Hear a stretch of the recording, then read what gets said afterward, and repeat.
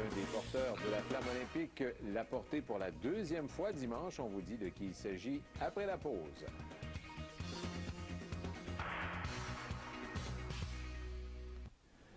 Jusqu'à maintenant, des milliers de personnes ont déjà porté la flamme olympique en vue des Jeux d'hiver de Vancouver en février prochain. Parmi l'un de ceux-ci, Yannick Lantier de Boucherville, il s'agissait d'une deuxième expérience qui revêtait d'ailleurs un caractère bien particulier pour lui.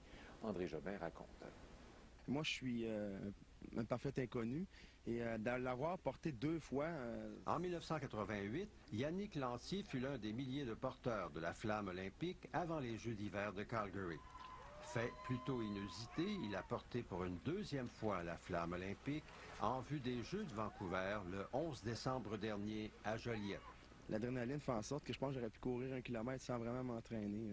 C'était vraiment exceptionnel. Cette deuxième expérience revêtait alors un caractère particulier où les émotions occupaient une place importante. C'est qu'il y a un an, jour pour jour, Yannick perdait son frère qui, comme lui, rêvait de la porter un jour. Je l'ai fait, évidemment, parce que moi, j'aime beaucoup ça, mais aussi en sa mémoire.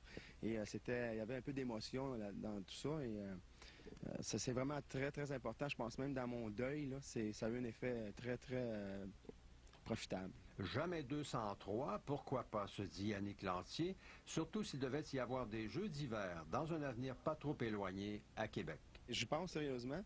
Moi, je me dis, en 2022, je pense que Québec est candidat.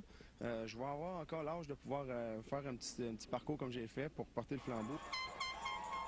Une fois le périple pan-canadien complété à Vancouver en février prochain, 12 000 Canadiens comme Yannick Lantier auront eu l'honneur de porter la flamme olympique. Il va avoir sa place avec un pied exprès que les gens de la COVAM vendaient là. André Jobin, TVA, Boucherville.